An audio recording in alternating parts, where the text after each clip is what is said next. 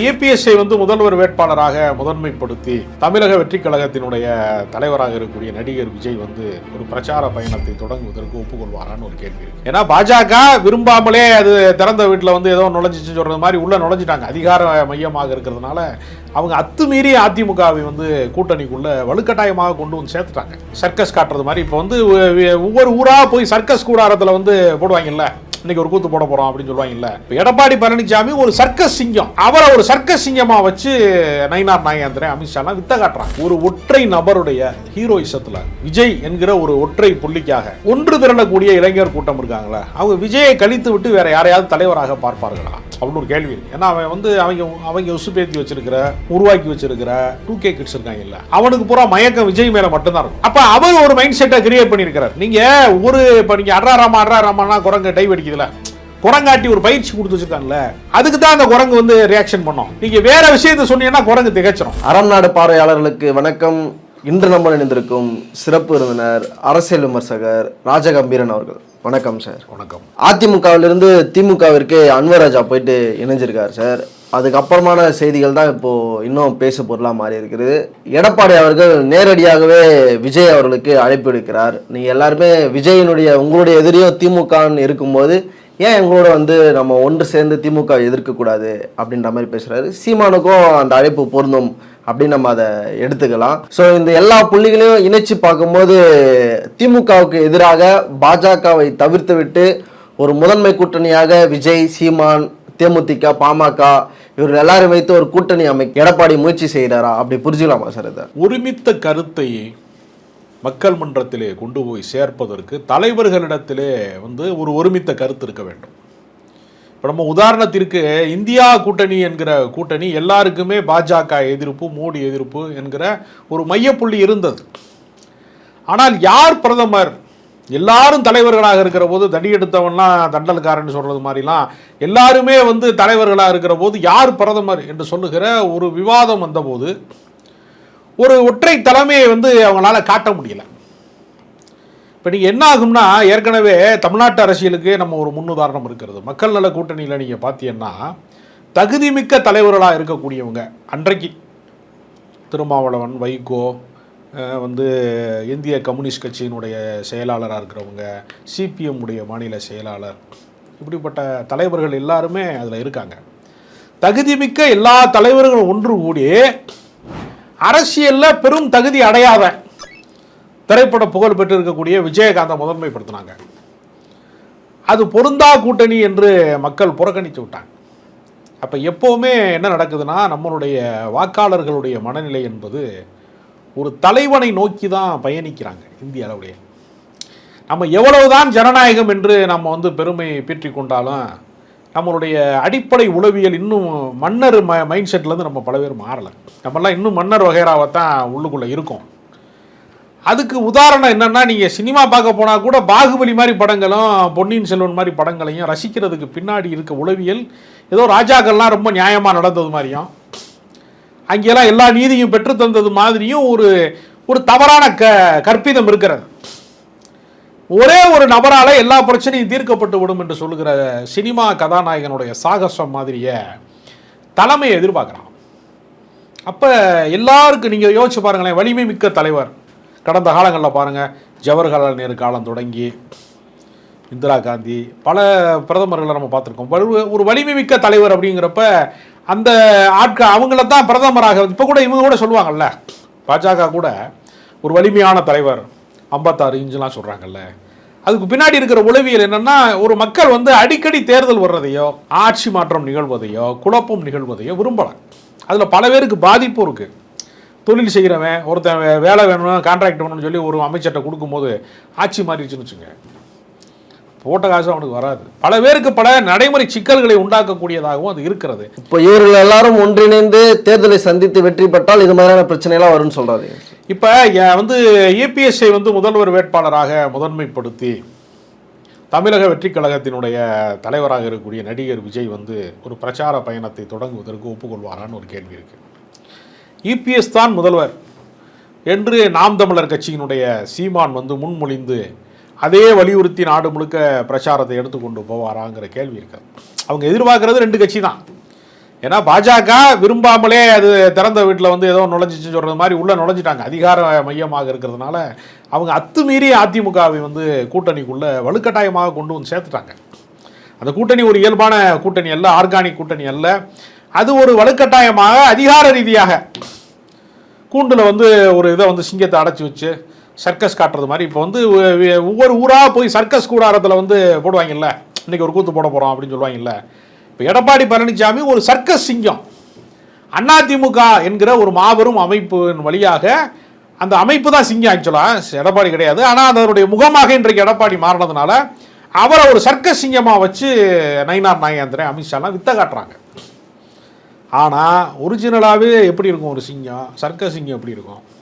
காட்டில் இருக்கிற யானைக்கும் காலில் சங்கிலி போட்டு கட்டப்பட்டிருக்கிற யானைக்கு உள்ள வித்தியாசம் இருக்குல்ல.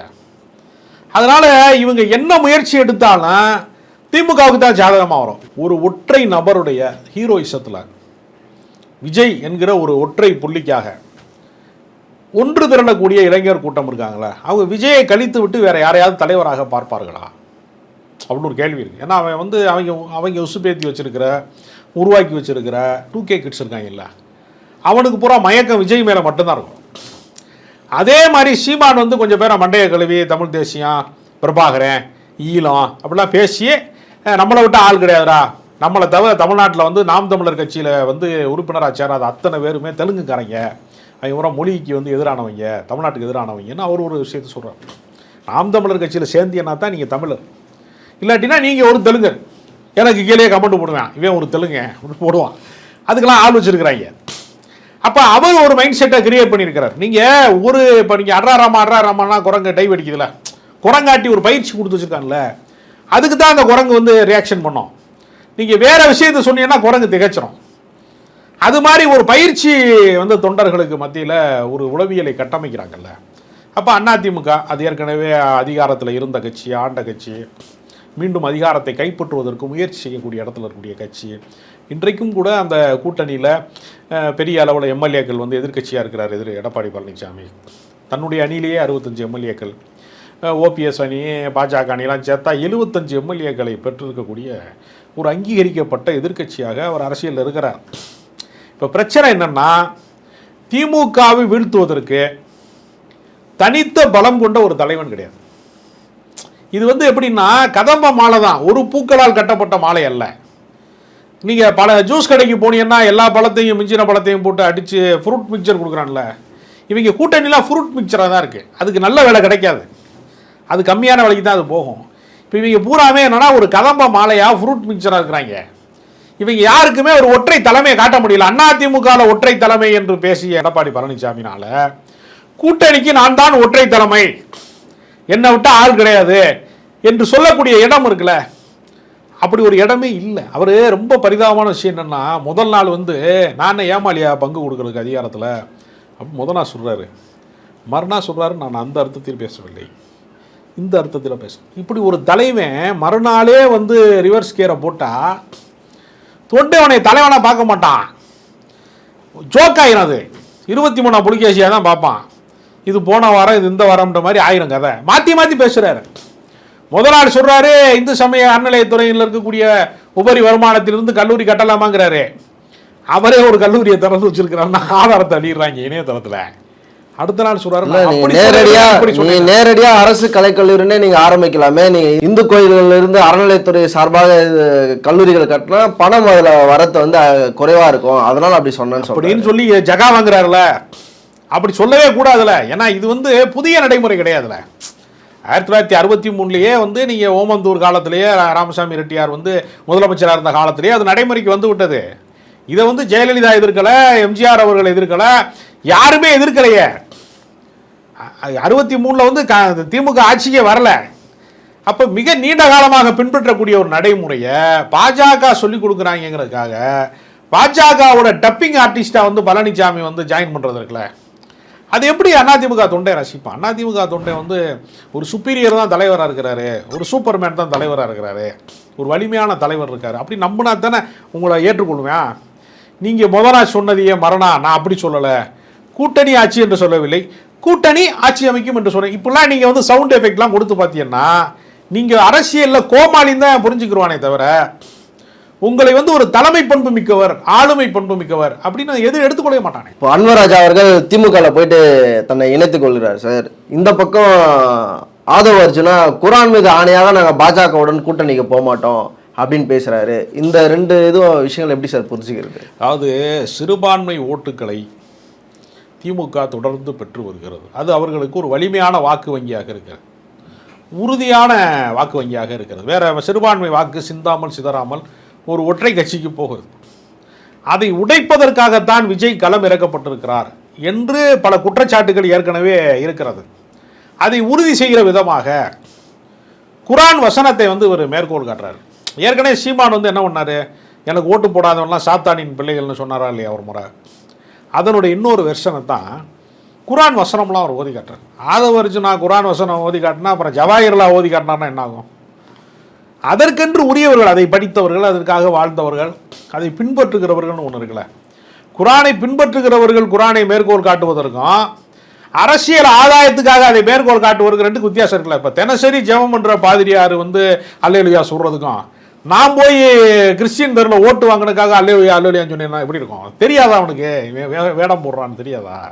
அதனால் இந்த காமெடியெல்லாம் வந்து ஆதவ அர்ஜுனா பண்ணுறதெல்லாம் வந்து மக்கள் வந்து ரசிப்பார்களே தவிர நம்ப மாட்டாங்க.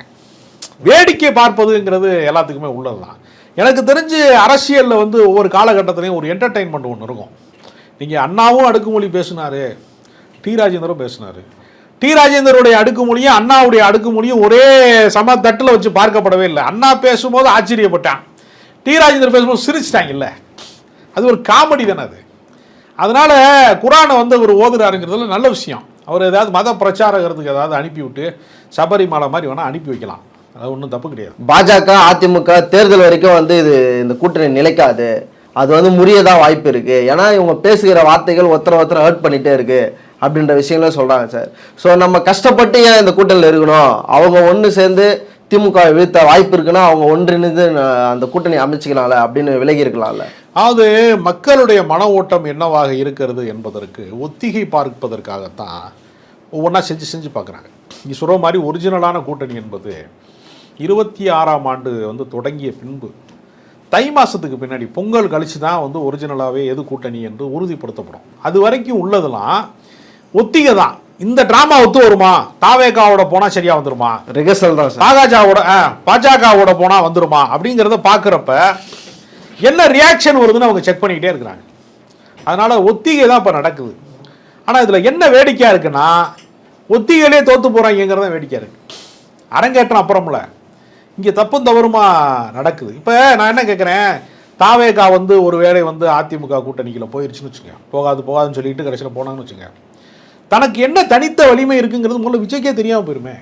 அது அப்புறமா விஷயம் தானே சார். இப்போ தனியாக நின்று நம்ம அசிங்கப்பட்டு போகிறதோட ஒரு கூட்டணியோட நின்று ஒரு தனித்த ஒரு செல்வாக்கு. இப்போ விஜய தனித்து நின்னா விஜயே எம்எல்ஏ ஆக முடியாது நீங்களே சொல்கிறீங்க.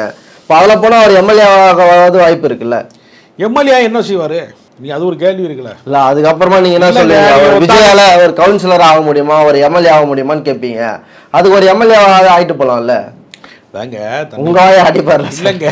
அதாவதுங்க தன்னை வந்து ஒரு தனிப்பெரும் தலைவனாக கற்பனை செய்து கொண்டு முதலமைச்சர் வேட்பாளர் என்று தன்னை கருதி கொண்டு துணை முதலமைச்சருக்கு கூட நான் வரமாட்டேன் என்று வந்து அதிமுக போன்ற பெரிய கட்சிகளிடத்தில் அடம் பிடித்து கொண்டு எல்லாமே செஞ்சுட்டு கடைசியில் வந்து எம்எல்ஏ ஆயிடலாம் அப்படிங்கிற இடத்துக்கு வந்தால் இமேஜ் சரிந்து விடுமா சரிந்து விடாதான்னு ஒரு கேள்வி இருக்கிறது. அப்போ நீங்கள் எந்த பக்கம் போனாலும் முன்னாடி போனால் கடிக்கும் பின்னாடி போனால் உதைக்கும்னு கழுதைக்கு கதை சொன்னது மாதிரி அவங்க நீங்கள் வந்து ஒருவேளை சட்டமன்ற உறுப்பினர்கள் வந்து வலிமையற்றவர்களாக போகிறாங்கன்னு வச்சுங்க. இப்போ ராஜீவ்காந்தி படுகொலை நடந்த போது திமுக அனைவருமே தோற்று போனாங்க, எக்ஸப்ட் வந்து கலைஞர் ஒருவரை தவிர. கலைஞர் கருணாநிதி மட்டும் ஜெயிச்சிட்டாரு. ஒத்தாள் போய் என்ன செய்யறதுன்னு யாரு எவ்வளோ பெரிய அவர் பேச்சாற்றல் உள்ளவர், ஆளுமை மிக்க தலைவர் தானே. ஒரு ஆள் அவர் போக மாட்டேன்ட்டார் சட்டப்பேரவைக்கு அவர் அதிகமாக போனதே இல்லை சார். விஜய் சிக்கல் இருக்குங்க. ஏன்னா இவங்க இமேஜில் வாழ்ந்துட்டாங்க. நான் என்ன சொல்றேன்னா, ஒரு சராசரி சட்டமன்ற உறுப்பினர் வந்து இப்போ தனியரசு எம்எல்ஏவா இருக்கிறதுக்கும் கருணாஸ் மாதிரி தமிழ் சாரி வந்து எம்எல்ஏவா இருக்கிறதுக்கும் விஜய் ஒத்த எம்எல்ஏவா இருக்கிறதுக்கு வித்தியாசம் இருக்கு. நீங்கள் அவர் ஒத்த எம்எல்ஏவா போகும்போது அவர் இன்னைக்கு வரைக்கும் நீங்கள் பார்த்தீங்கன்னா ப்ரெஸ் மீட்டை பார்த்து அவர் வந்து இன்னும் ஒரு செய்தியாளர் சந்திப்பை கூட கட்சி தொடங்கி 2வது மாநில மாநாட்டுக்கு வந்துட்டார். அப்போ ப்ரெஸ் மீட்டில் ஏதாவது கேட்டுருவாங்க தெரியாத கேள்வியை கேட்டாங்கன்னா நம்ம கலைஞ்சிரும் எல்லாமே அப்படிங்கிறதுக்கு அச்சப்பட்டிருக்கு. அப்போ அங்கே எப்படி எதிர்கட்சிக்காரங்க கேள்வி கேட்பாங்க? மாற்று கருத்துடையவர்கள் வந்து கேட்குற கேள்விக்கு அவர் பதில் சொல்லணும் இல்லையா? அப்போ அவருடைய இமேஜ் வந்து அங்கேயும் சரியும்.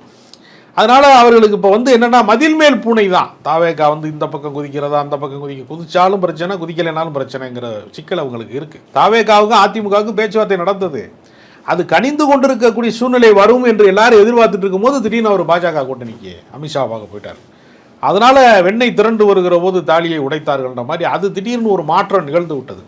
மறுபடியும் நீங்கள் வந்து பாஜகவோடு ஏதாவது முரண்பாடை ஏற்படுத்தி கூட்டணி ஆட்சி பிரச்சனையை வந்து வலிமையான குரலில் பேசி கூட்டணி உடைந்தது, நாங்கள் ஒன்றும் அக்ரிமெண்ட் போடலை, உங்க கூட வர வேண்டிய அவசியம் இல்லை, ஜெயிலுக்கு போகிறது கூட நான் வேலுமணியை கூட அனுப்பிச்சி வைக்கிறேன் அப்படிங்கிற இடத்துக்கு ஒருவேளை எடப்பாடி துணிந்தார்னா மீண்டும் தாவேக கூட ஒரு பேச்சுவார்த்தை நடக்கும். தாவேக்காவே வருது அப்படின்னா நாம் தமிழர் கட்சி வந்து ரொம்பவும் சிறுத்து போயிட்டுருக்கு. இப்போ அது நிலைமை என்னென்னா, ஒரு பெரிய நதி வந்து இப்போ வந்து ஒரு வாக்கியா சைஸில் ஓடுதுங்கிற மாதிரி அவங்க தொடங்கின இடத்துலேருந்து பார்த்தீங்கன்னா அவங்களுக்கு பின்னடைவு தான். அவங்க வந்து வீரமாக பேசிக்கிறாங்களே தவிர அது பெரிய பின்னடைவு தான். இப்போ முதலமைச்சரை போய் முத்து மரணத்தை காரணமாக காட்டி சீமான் போய் சந்தித்தார். அது விஜயலட்சுமி கேஸுக்காக தான் செஞ்சுச்சாருன்னு சம்மந்தப்பட்டவர்களே சொல்கிறாங்க. அப்போ வெளியில் தான் வந்து மண்டியிடாத மானம் வீழ்ந்து விடாத வீரம்லாம் சொல்கிறாரு. ஆனால் அவர் மண்டியிடாத இடமே கிடையாது, அவர் வீழ்ந்து விடாத இடமே கிடையாது. அவர் வந்து தன்னை தற்காத்து கொள்வதற்கு தடுமாறி கிடக்கிறார். அதனால தான் பிஜேபிக்காரங்க மிரட்டும் போதெல்லாம் நான் பெரியாரை தப்பாக பேசுகிறேன், நீங்கள் உங்களுக்காக பேசுகிறேன் அப்படிங்கிறாரு. அப்போ தன்னுடைய சொந்த கருத்தை கூட அவரால் வந்து தள்ளி வைக்க முடியல. பெரியார் குறித்த எல்லா அவதூறுக்கு பின்னாடியும் பாஜக தான் இருக்குது. பேசுனது சீமானா இருக்கலாம், சீமானுடைய வாயிலிருந்து அந்த வார்த்தை வந்திருக்கலாம், ஆனால் அதற்கான ஸ்கிரிப்ட் வந்து சீமான் கிடையவே கிடையாது. ஏன்னா சீமான் வந்து பெரியாரை பேசி அந்த இடத்துக்கு வந்திருக்காரு. அவர் பேசுகிறாருன்னா அதுக்கு பின்னாடி பாஜக அவரை இயக்குகிறது. அப்போ அதனால் எல்லாருமே நிலை உணர்ந்து தான் இருக்கிறாங்க. ஒரு வெல்லப்பட முடியாத எதிரியாக வந்து திமுக இருந்துடக்கூடாதுங்கிறதுக்கு எந்த காம்ப்ரமைஸுக்கு வேணாலும் எந்த எக்ஸ்ட்ரீமுக்கு வேணாலும் போகிறதுக்கு ரெடி ஆகிட்டாங்கிறத தான் இந்த பேச்சுவார்த்தைகள் வந்து நமக்கு காட்டுது. பொறுத்திருந்து பார்ப்போம் சார் என்ன முடிவுக்கு வருதுன்றத. அரங்கத்திற்கு வந்து பல்லவ தளபதி நிற்க நன்றி சார்.